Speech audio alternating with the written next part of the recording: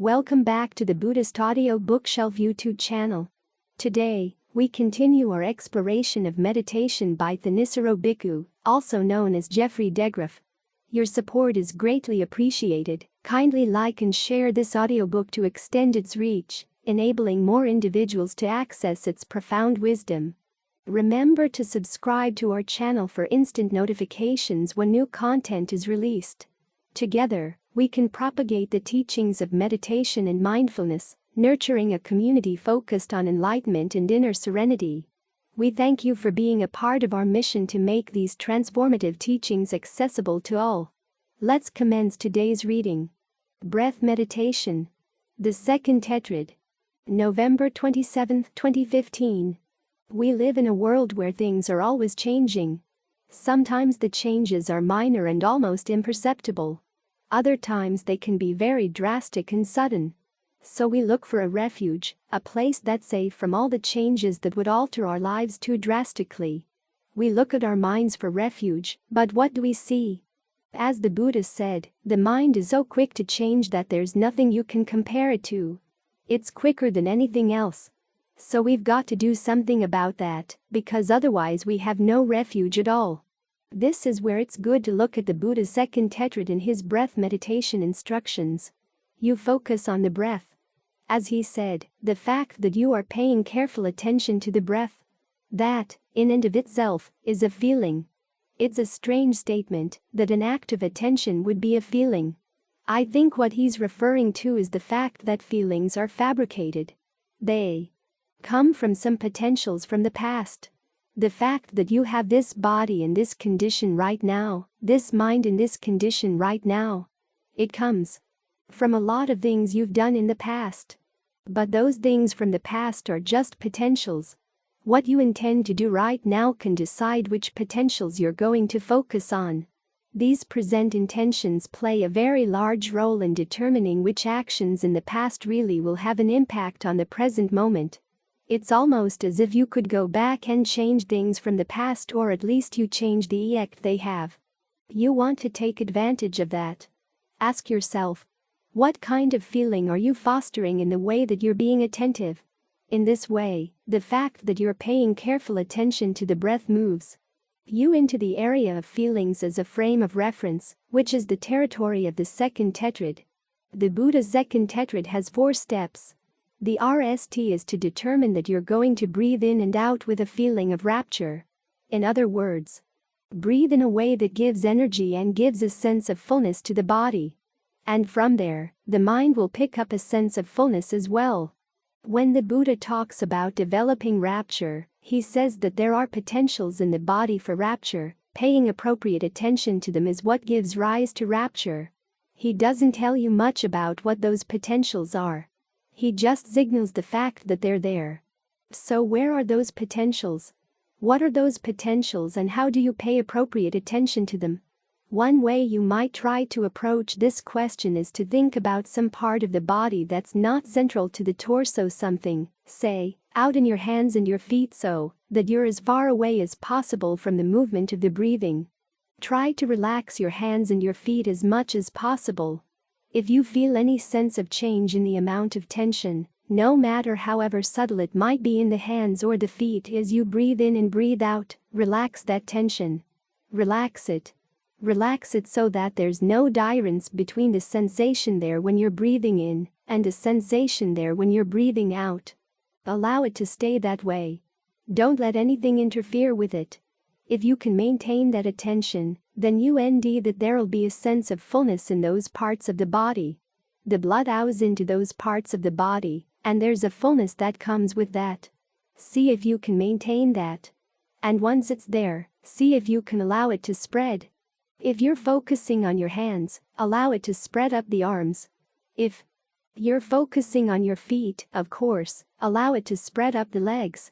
Let the breath whatever rhythm allows that sense of fullness to spread up from those parts. Other people that a sense of fullness starts in the middle of the chest.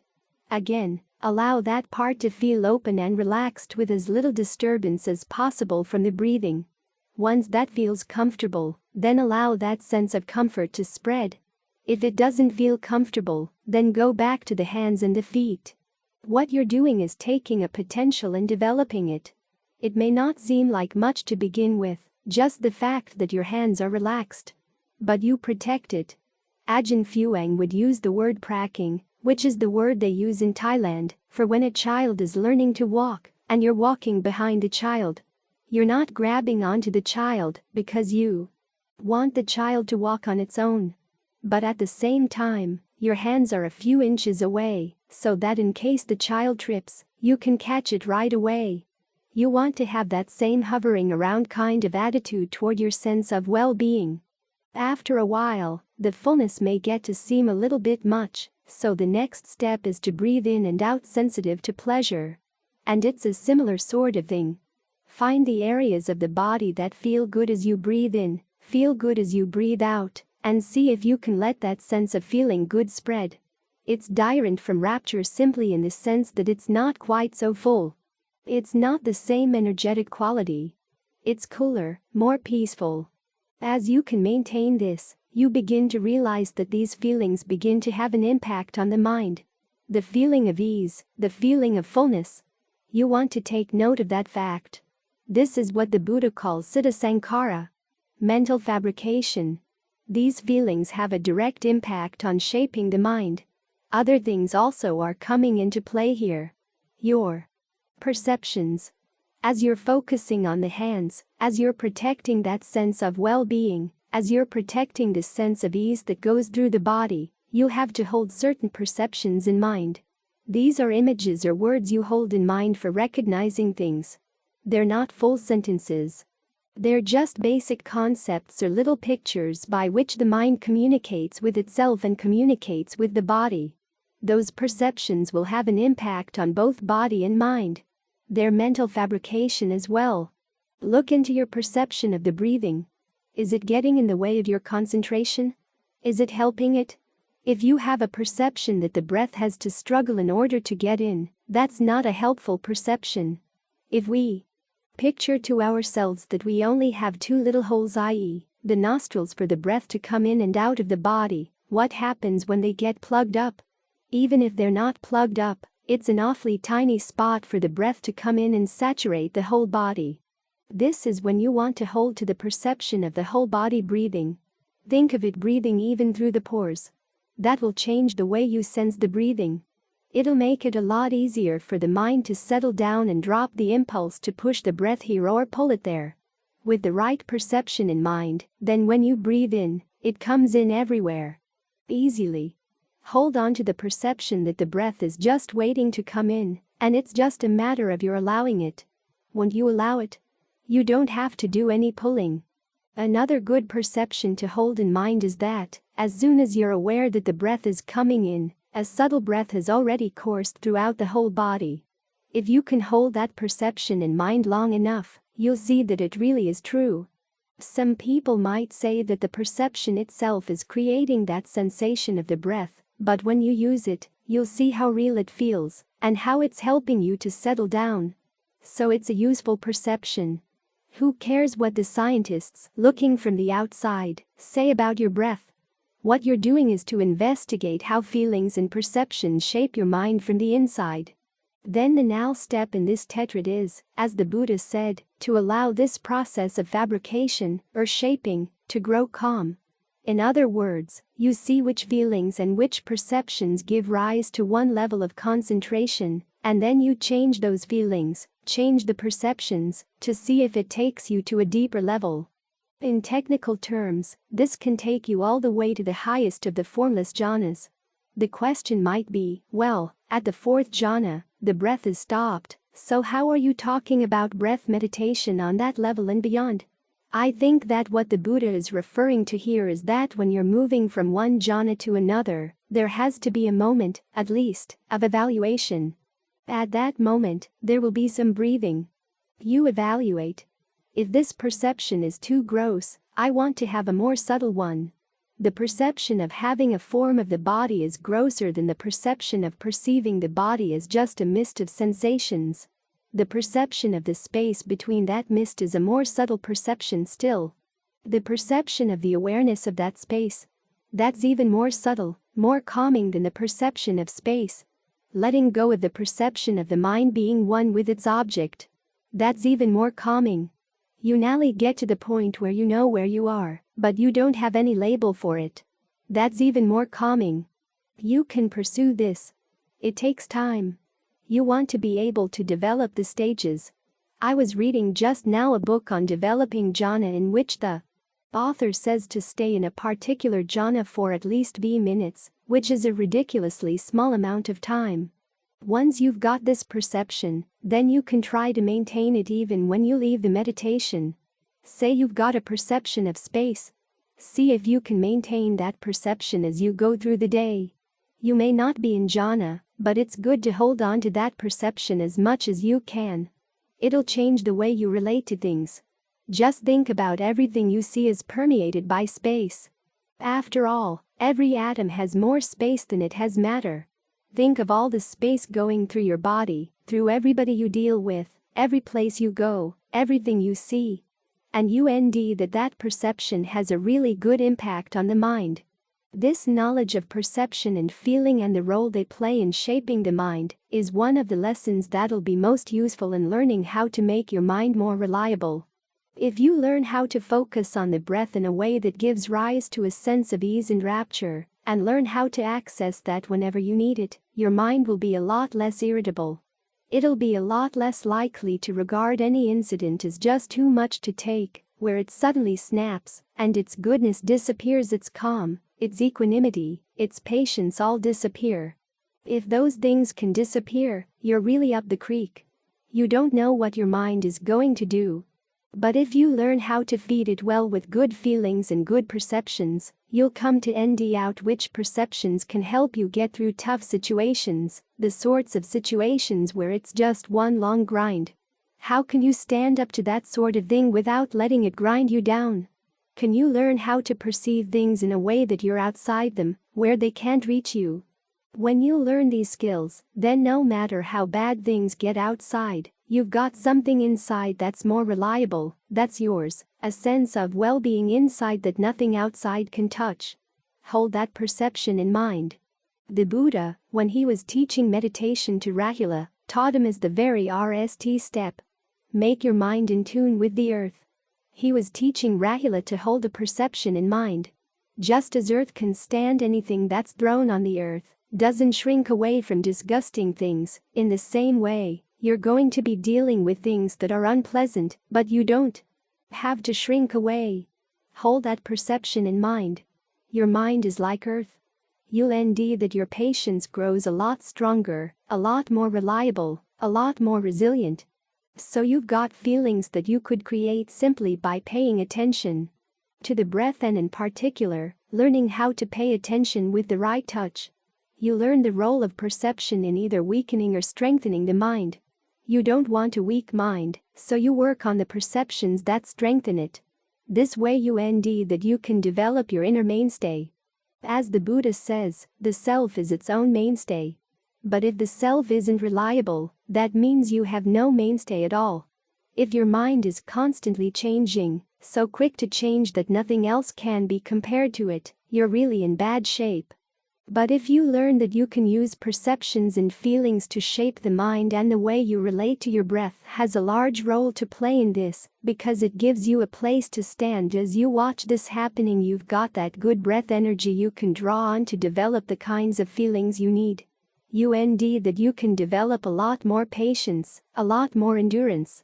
The mind can be on a more even keel, and much less likely to tip over, because you're getting more and more skilled at the things that shape the mind, that keep it in balance. And you can use that skill to a lot of good ends. Breath meditation. The Third Tetrad. November 28, 2015.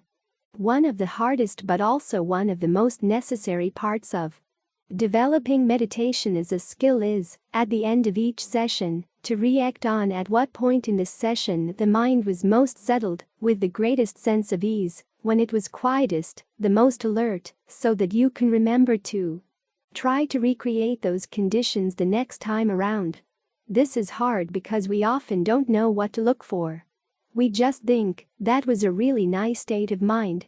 Then we try to clone it, but it doesn't work, and so we get frustrated. And that leads us to think that, well, maybe the desire to have that state of mind is a bad thing, and we try not to have any desires, but that gets in the way of developing the meditation as a skill. It's not bad to have that desire. It's part of the desire for right eart. The key to the solution lies, 1. In knowing what to look for to begin with, and then, 2. When you ND that your mind in the next meditation session is not where you want it, getting a sense of what's lacking, and how you can make up the lack, in order to get the mind where you do want it to go. One of the most useful sets of instructions for dealing with this problem lies in the third tetrad in the Buddha's instructions on breath meditation, which builds on the RST2 tetrads. Remember the RST tetrad. You're focused on the body, being sensitive to the breath, sensitive to the whole body as you breathe in and breathe out, and then you calm the process of bodily fabrication, i.e., you gain some rapture, and then calm the effect that the breath has on the body, so that it gives rise to a sense of ease and well-being. In the second tetrad, you're sensitizing yourself to that sense of rapture and the sense of well-being, and to the perceptions that maintain them. Then you notice how those feelings and perceptions have an impact on the mind. Then you try to calm that impact, so that the mind grows more solid and still. Those two tetrads give you the background for dealing with the third tetrad, which is being sensitive to the state of your mind. It starts with that instruction. Breathe in sensitive to the mind. Breathe out sensitive to the mind. Where's your mind right now? What state is it in? Can you compare it to where it's been before? Can you tell whether it's irritable? Can you tell whether it's sluggish? Can you tell whether it's idle? If you can, that gives you an idea of which direction you need to go. The remaining 3 steps in the tetrad give 3 alternatives on how to get the mind back in the right place. The RST is gladdening the mind when it's sluggish or depressed. Remember, what are the things that fabricate your state of mind? Feelings and perceptions. Where do feelings come from? You get some feelings from the way you breathe and pay attention to the breath. So if you ND that the mind is feeling sluggish, depressed, or discouraged, what can you do to gladden it? By the way you breathe to create good feelings, and by the perceptions you hold in mind. In some cases, these perceptions might be dealing with the breath. In others, you may have to take a little time away from the breath, and think of another theme that gives you encouragement. Think about the Buddha, the Dhamma, or the Sangha. You can think about your past virtue, your past generosity, things that you ND uplifting. Then you can come back to the breath, but this time with a better state of mind.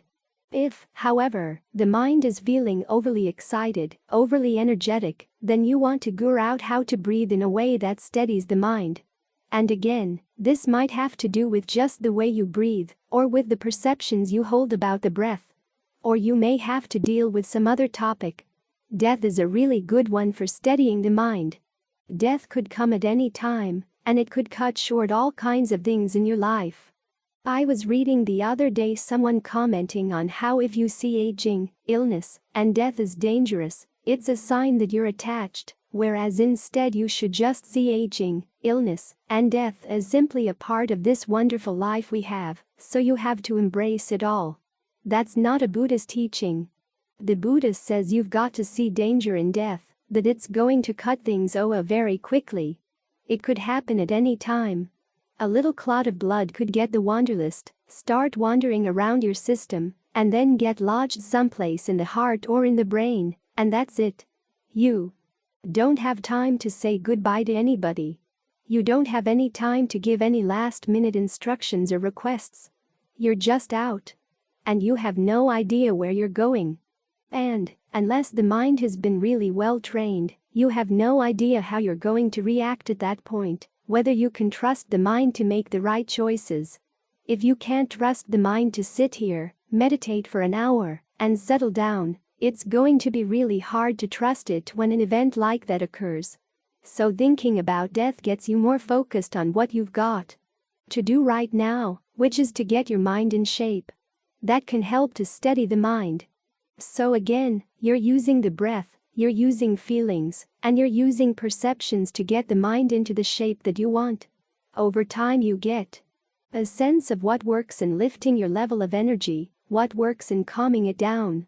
The Buddha talks about using the factors for awakening to lift up the mind and to calm it down. The ones that lift you up are persistence, rapture, and analysis of qualities, i.e., when you try to gure things out in the mind. For example, if your mind is sitting here getting kind of sluggish, you give it work to do, to gure out something. What's going on? Is the breath getting to the right places right now? Which parts of the body are lacking in breath energy? How can you make up for that? In other words, you pose questions. And then you act on the answers you think up. If you act on them well and get good results, then there will be a sense of rapture. Those are the energizing factors for awakening. The calming factors are calm, concentration, and equanimity. When the mind is antsy, ask yourself, what kinds of fabrications will calm you down? Where is, as the Buddha says, the potential for calm right now? Where is the potential for solidity in the mind right now? Where is the potential for equanimity? Ferret those things out and you'll end the mind gets a lot steadier. The last step in this third tetrad is releasing the mind.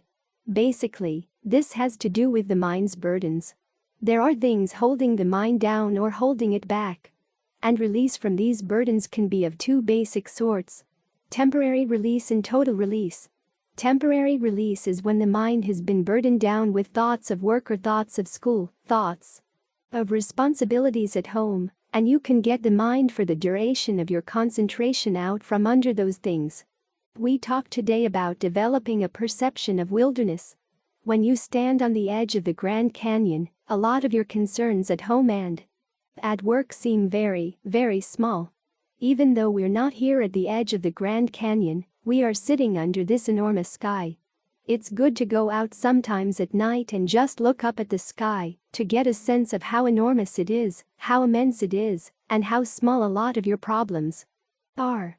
That can uplift the mind and lift some of its burdens for a while. Or you might be burdened with thoughts of sensual desires. Are they preventing you from getting into concentration? Then they're a burden. As the Buddha himself said, when he was beginning to practice he knew that he should put sensuality aside, but his mind was still resistant. The solution was to look at the drawbacks of sensuality and the advantages of getting past it. This is why we have the contemplation of the parts of the body, of the aging of the body, and of all the illnesses the body is subject to. As you pursue these contemplations properly, you come to realize that the problem is not so much the objects for which you have desires, it's your fascination with the resolves that hunger for those objects. That's where the real problem is. So you want to look at the drawbacks of those resolves, what they do to the mind. When you can see that they put you in a state that you don't really want to be in, then it's a lot easier to get past them. This is one of the reasons why Ajahn Lee recommends the reactions that give rise to a sense of samvega at the beginning of meditation, so you can think through some of the issues that might come up in the meditation and view them from an angle that reminds you. If you don't get the mind trained, you just keep coming back, a slave to craving. Like King Karavya. Here he is, 80 years old, and yet he's still wanting to conquer all the lands in all the directions around him, even lands on the other side of the ocean. All for what? A lot of killing, a lot of mayhem, and then he dies. And even though we may not want to engage in killing and mayhem, our lives do involve a lot of struggle. For what? For a few sensual pleasures? Then we're gone. When you think about that, it gives you a greater sense of samvega that makes it a lot easier to get past sensuality, so that the mind is willing to settle down and just be with the breath, instead of being constantly disturbed by thoughts of going back to sensual pleasures.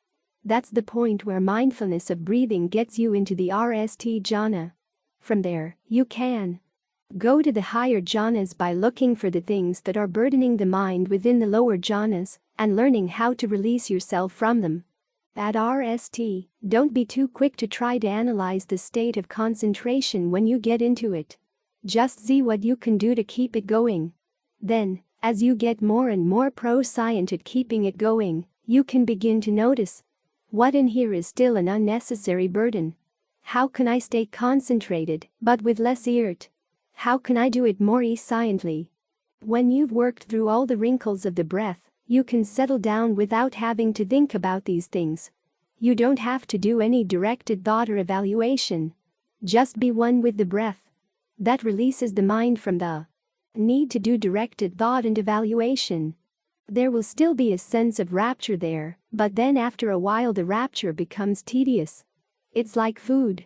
When you're really hungry, you want as much food as possible, but after you're well fed, food doesn't seem so attractive anymore. In the same way, when the body's really tired, you want as much rapture as possible. But then there comes a point when the body's needs are met, the mind's needs are met. That's when the rapture becomes tedious. It's like having too much food. You don't want to eat anymore. So you can stop feeding on it. Tune the mind into a more rened level of the breath, get it beneath the radar, and you can release the mind from the rapture. And so on down through the various levels of jhana. The same principle applies to total release. You look for any rise or fall in the level of stress in the mind, and ask yourself, what am I doing when the level of stress rises? What am I doing when it falls? When you see that you're doing something together with the rise in the stress, and you've had enough of the stress, you let that something go. Basically, it comes back to the principle the Buddha taught Rahula. This is the best way of dealing with delusion. You're not really sure whether you know something, or you may think you're sure you know something but you haven't yet put it into action to test it. So you have to test it. On the outside level, as the Buddha said, when you're going to do something, you ask yourself, is this going to harm anybody? If you think it's not going to do any harm to anybody, you can go ahead and do it. But while you're doing it, look for the results that are coming up. If any unexpected harm comes up, then you stop what you're doing. If you see no harm coming from what you're doing, then you continue with the action until it's done. When it's done, you look at the long-term results. If you see that they're not what you expected, okay, you've learned something. You've seen through some of your delusion. The same principle applies here with the actions of the mind. You tried things out. You thought you knew what went into a good mind state before. When you try it out, then if it doesn't work, you go back and check it again. Because these things are fabricated. Our problem is that we're not fully aware of how we fabricate things. But with time, you get more and more sensitive. It's a matter of trial and error, and then learning how to pose questions and to ask yourself, okay, what is it that I'm missing? Or what went into this mind state? In terms of bodily fabrication, mental fabrication, what's missing here that I didn't see? And over time you get better. You develop a skill. This principle can take you all the way to total release. So always remember that states of the mind are fabricated. You've been putting them together for who knows how long, simply that you're ignorant of how you do it. The Buddha's instructions on breath meditation in the RST3 tetrads give you some handles on how to gure out, okay, what am I doing as I create a state of mind, and how can I do it better? You focus on the issues of the way you breathe, the perceptions you hold in mind, the feelings that these things give rise to. Those are three big things you want to watch, the three big things you want to look for as you try to get more and more in control of the mind so that, as the Buddha said, you get the mind to the point where if there's something you need to think about, the mind will think about it. If you don't want to think, it'll stop. And that way, you can live with your mind a lot more easily because you understand it a lot more thoroughly. Breath meditation. The fourth tetrad. December 22, 2015. The Buddha's meditation instructions come in 4 sets of 4, called 4 tetrads, 16 steps in all. When people are just getting started, they tend to ignore the last tetrad because they gure that it's just for advanced practitioners. But actually, all the tetrads take place simultaneously. Take the tetrads dealing with the body, with feelings, and with mind states. It's not the case that you work with the body and then, when that's all taken care of, you work with feelings, and then, when they're taken care of, you work with mind states. You've got to deal with all three simultaneously from the very beginning. You're sitting here breathing and a pain comes up in the body. You've got to deal with the pain actively or else you won't be able to stay with the breathing. Or a distraction comes up in the mind. You've got to deal with the distraction. You can't wait until you're niche dealing with the breath. And that fourth tetrad is also there for you to use. It basically gives you instructions on how to deal with obstructions. The 4 steps are these. You breathe in and out paying attention to inconstancy. You breathe in and out paying attention to dispassion. You breathe in and out paying attention to cessation. Then you breathe in and out paying attention to relinquishment. Now, you can interpret those steps as applying to a very advanced level of the practice, and they do. But it's also useful to apply them as you're just getting started. You run into an obstacle, like a pain in the leg. Remember that the pain is inconstant. It's not there all the time. It comes and goes. And if you find that the pain is blocking your breath, you have to ask yourself, what am I doing that's making it block the breath? What image do I have in mind that's getting in the way of the breath going smoothly there? You have to see that image, too, as inconstant. Maybe it's not really true. Try holding another image in mind. Remember that the breath can go through anything. The atoms in your leg, the ones that you say are pained, are mostly space. So think of the breath going through that space. At the very least, if it doesn't make the pain go away, it releases a lot of the tension around the pain. It makes it a lot easier to settle in because, as the Buddha says in those instructions for feelings, you try to breathe in a way that gives rise to rapture, and you try to breathe in a way that gives rises to pleasure. So if the pains are getting in the way of the rapture and pleasure, you've got to do something about them. And this is one of the ways of dealing with them, seeing that they're not really as solid or impenetrable or lasting as you might have thought. Even if you have a chronic pain, it comes and goes. And don't think of the pain as a solid wall. Think of it as something porous. In this way, focusing on the inconstancy of the pain and the inconstancy of the images that get in the way, that make the pain worse than it has to be, more of an obstruction than it has to be, will allow you to develop some dispassion for your old ways of seeing things. Then, with dispassion, the obstruction those images create can cease. This is really useful in the meditation because we tend to bring our preconceptions into the meditation as to what's possible, what's impossible. As when we talk about breath energy owing in the body. Until you develop some dispassion for your old ways of perceiving the body that would get in the way of sensing the breath out, you're putting a major obstacle in your path. The same with obstructive mind states. When a hindrance comes up, the Buddha says in the section dealing with the mind that you should try to gladden the mind, steady the mind, and release the mind. In gladdening the mind, what kind of obstruction is getting in the way of your feeling glad about the fact you're here? Is doubt getting in the way? Is restlessness and anxiety getting in the way? Is sleepiness getting in the way? Okay, what do you do to counteract those mind states? First, you have to see them as impermanent, inconstant. As with sleepiness, all too often when the symptoms of drowsiness come over us, we say, that's it. Time to stop. Sleepiness has set in and it won't go away until I take a nap. So you have to ask yourself, are they really signs that you're drowsy, or is this just the mind's way of playing tricks on itself? Try to find a spot in the body that's not being affected by the signs of drowsiness, and then look back at those signs. You see that they come and they go. They may be going around the eyes, like a little fog going through your brain, and if you're the kind of person who likes to sleep a lot, you've learned how to maximize those sensations to make them more powerful than they really are. So you have to step back and say, okay, just look at this, because this is a lot of what the fourth tetrad is. Just looking at things for a while and then seeing that they're not as powerful or as constant or as overwhelming as you might have thought. The signs of drowsiness come and go, so when they're gone, make the most of that fact. The same with restlessness and anxiety, the thoughts that pull you away from the present moment, telling you you've got to worry about something else. Well, they too are inconstant. How reliable are they? You might tell yourself, I've really got to plan for this. I've got to worry about that, and I've got to make arrangements so that this doesn't happen or that doesn't happen. You have to remind yourself that you don't really know what's going to happen in the future. It's very unpredictable.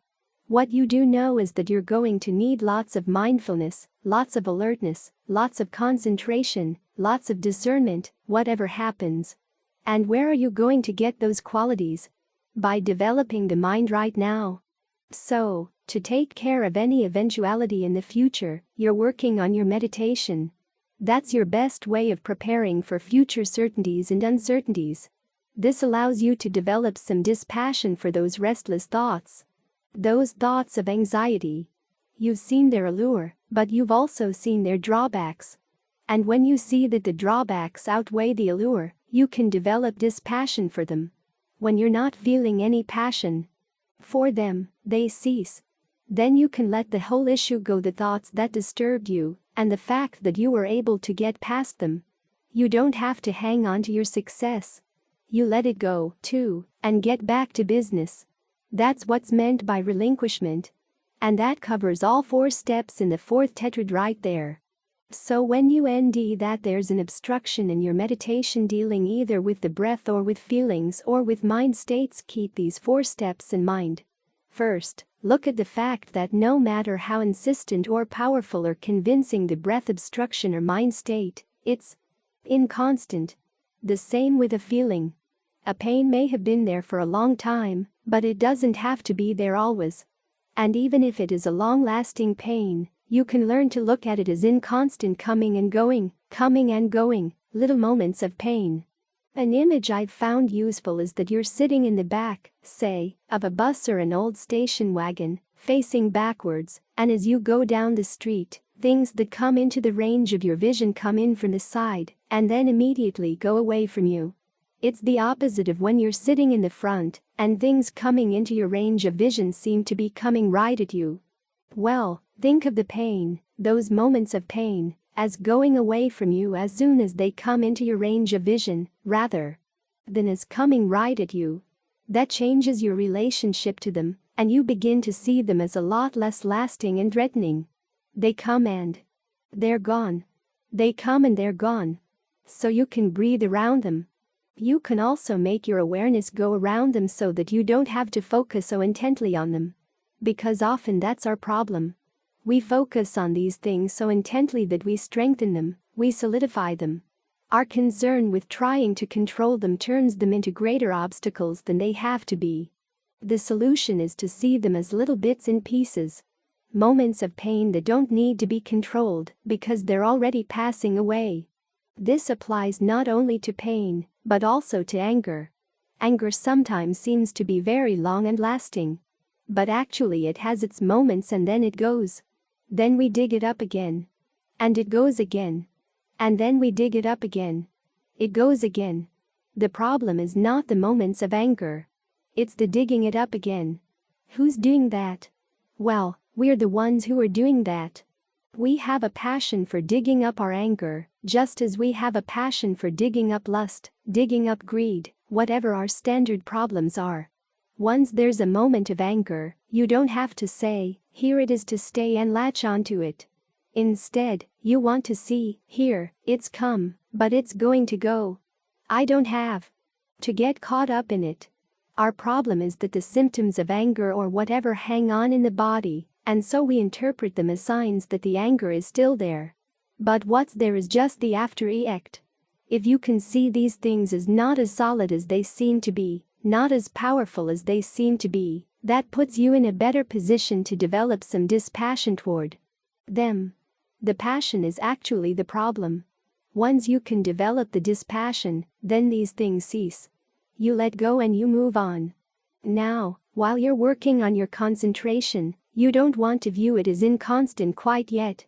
As Ajahn Lee would recommend, try to develop concentration in spite of the perceptions of inconstancy, stress, and not self. In other words, you're trying to make this state of mind as constant as possible, as easeful as possible, and as much under your control as possible. That puts you in a better position to GHTO a lot of your grosser obstacles. So the concentration and the ability to GHT these things OA go together. In other words, you have to GHT the MOA to get the mind concentrated, and the better your concentration gets, the more useful it is in ting the MOA. The stronger your concentration, the more constant it becomes. That makes it easier to see the subtle inconstancy of other things. You've got a point of comparison. You see the pleasure that concentration offers and you compare it to the pleasure that these other things, these other feelings in mind state seem to offer. You realize that what they offer is not that much at all. What you've got here with the concentration is a lot more reliable. Your sense of well-being goes a lot deeper. So, again, you've got a point of comparison. And when it's under your control, you can see how little control you have over these other things. You realize that they're not worth it at all, not worth getting involved with. You can let them go. It's only at the very end of the practice that you turn the steps of this last tetrad onto the concentration itself, seeing that it, too, has its inconstancy, and you've developed a passion for it. You really do have to develop a passion for the concentration in order to do it well. I was reading a book recently where the author was saying that you don't have to analyze jhana because nobody's really stuck on jhana. But this author was teaching a 7-10 minute jhana. There's nothing much there, so there's nothing much there to get stuck on. But if you're using the concentration as your tool for peeling away other things, you've got to learn to rely on it. If you can't rely on it, you're not going to be able to peel these things away. So you've got to get attached to the concentration to let these other things go. Ultimately, as other things lose their appeal, the concentration itself becomes your main remaining attachment. When you've reached that point, you can start turning the analysis of inconstancy onto the concentration, so that even this, no matter how much you've liked it, no matter how much you've learned to depend on it, has reached the point where the time has come to let it go. You can develop this passion for it because you see that it, too, has stress. It, too, is not totally under your control. If you try to end a really reliable happiness, you can't stay here.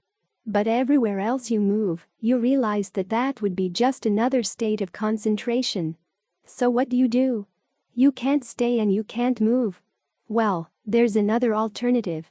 And if you're really perceptive, you'll see what that other alternative is. Let both the staying and the moving drop away. That's when you let go of everything. Everything gets relinquished, even the path, as it ceases and falls away. That's the kind of insight we're ultimately aiming at. And you get there by learning how to use the tools of this fourth tetrad from very early on, even as you're just settling down with the breath. Is there a pain in the way of getting the breath smoothly through the body? Okay, learn to see it as inconstant. See what perceptions you're holding on to that are maintaining the pain, strengthening the pain. Learn to see them as inconstant, too, so that you can feel some dispassion for them. Then they'll cease, and you can let the whole issue go. You'll realize that what's left doesn't provide an obstacle to the breath. It allows the breath to ow smoothly through the body, so that you can gain a sense of rapture. You tune out of the pain and into the rapture. The same with any mind state that comes up, things that are more depressing, things that are more disturbing. See them as just coming and going. See also that you've got something here that underlies them, that's more lasting. The sense of the breath staying there all the time. That's actually a lot more solid than the coming and going of a thought.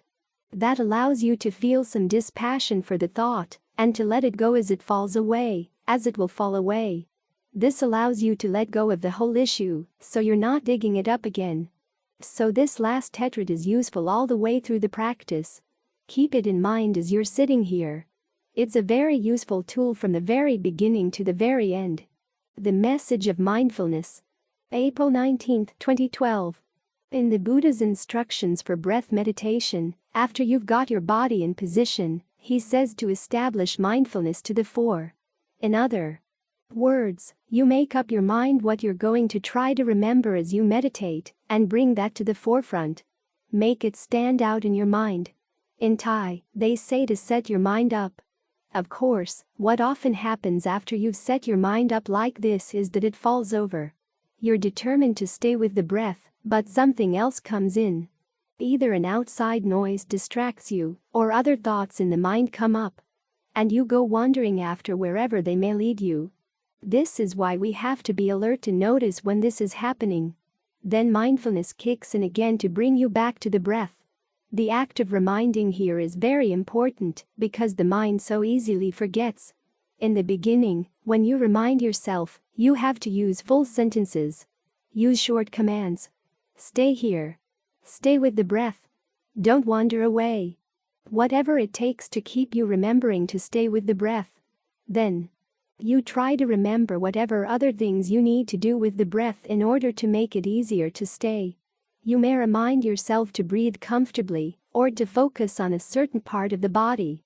This need to remember is one of the reasons why we have to study the texts at least to some extent.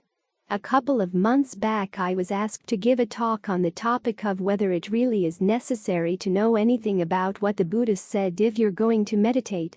Now, if you think of mindfulness simply as being aware, there's not that much that you would need to study. Your awareness is right here, it's happening all the time, so what else do you need to know? But when you realize that mindfulness means keeping something in mind, you realize further that you need to study some to know what things are the right things to keep in mind while you practice. Sometimes this involves keeping in mind your motivation. Why you're here.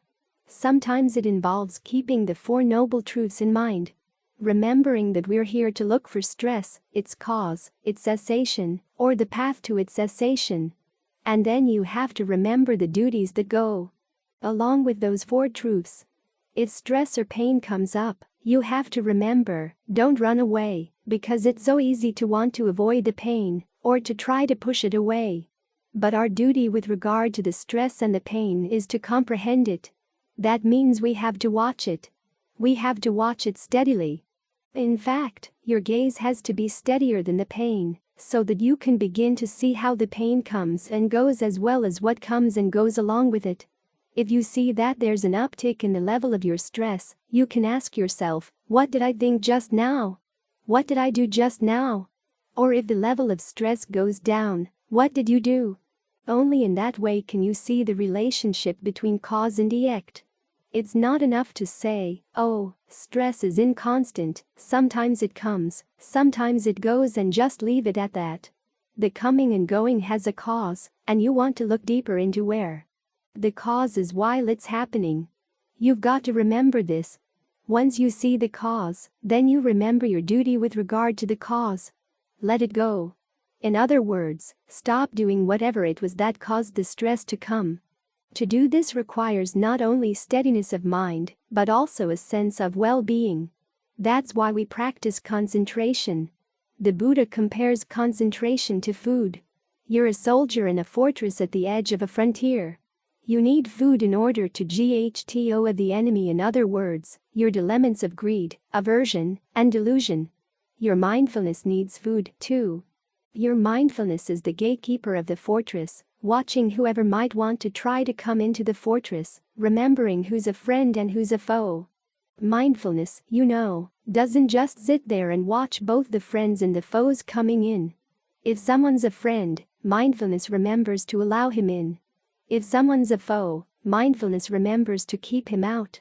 In other words, if you see unskillful mental states arising, you don't want to allow them in to destroy your concentration. Both the soldiers, which are right eared, and the gatekeeper, right mindfulness, require food. Right concentration provides the food and nourishment that gives your mindfulness and ears the strength they need to watch pain, or to watch stress, physical or mental, and not feel threatened by it, not feel overwhelmed by it. The food gives you strength. This is why you have to keep reminding yourself to stay with the breath, stay with the breath. And not just stay with the breath. There are further steps in breath meditation. When you know the breath well, you try to be aware of the whole body, staying where the whole body is as you breathe in, staying where the whole body is as you breathe out. When you're aware of the whole body, you begin to see how the breath has an impact on different properties of the body. How it affects the energy out in the body, how it affects the sense of warmth or coolness in the body, how it affects the blood pressure, not only the rate of the blood pressure, but where the blood is being pushed. If, when you breathe in, you have a feeling that the energy has to come up, up, up, it's going to push the blood up into your head. Which may be good sometimes, especially right after a meal when all the blood is settling down into your stomach, and you need some blood to come up to your head in order to stay awake. But there are other times when too much blood in your head leads to a headache. So you have to remember to notice how the ow of the breath energy has an impact on these different processes in the body. Then you try to adjust them. First you give rise to a sense of fullness and well-being, and then a sense of calm. These are some of the things you have to remember. The main duty of mindfulness is to remember these things. When you read how they're described in the texts, they're in full sentences. These are verbal fabrications. I will breathe in sensitive to the whole body. I will breathe out sensitive to the whole body. You try to remind yourself that way. I will breathe in calming bodily fabrication. I'll breathe out calming bodily fabrication. And all the way through breathing in sensitive to mental fabrication perceptions and feelings, breathing out sensitive to mental fabrication. The steps don't mention verbal fabrication, but each step is in itself a form of verbal fabrication. The way you remind yourself of what you want to do as you breathe in, what you want to do as you breathe out. Then, as the mind begins to settle in, those fabrications grow more subtle. When you're able to stay well with the breath feels good. There's a sense that the mind begins to dissolve into the breath. The mind and the breath become one. Your awareness LLS the body. The breath LLS the body. At that point, you can drop the verbal fabrication. But this doesn't mean you drop mindfulness. At that stage, mindfulness becomes a perception. It simply uses perceptions as its means to remind you of what to do. You may have a mental image of the breath, or a mental image of the spot where you want to stay focused, or just the word breath. At that point it's not a full sentence, it's just a word. It doesn't count as verbal fabrication anymore. It's now just a mental fabrication. It's a perception. And that becomes your marker, your reminder of where you are, where you want to be, what you want to do. At this point your hindrances are far away, disturbances are far away. They may be nibbling at the edge of your awareness, but they don't really pose any threat. This is why mindfulness can get simpler. Its messages to you get simpler. Just breath, breath, breath. Or you may have a visual image of how the breath is owing in the body. Just hold that image in mind. That, too, is a perception. That becomes the means by which mindfulness stays maintained. From there it progresses. As you go deeper and deeper in concentration, the perception gets more subtle. It gets more rened. But all the way through, it's the means by which you remind yourself of where you are, what you're doing, and what you might be doing better. So there are times in the meditation when mindfulness is a verbal fabrication. There are other times, as the concentration gets stronger, when mindfulness becomes just a mental fabrication. The messages you have to give yourself get simpler. It's the same as when you're trying to steer a sailboat.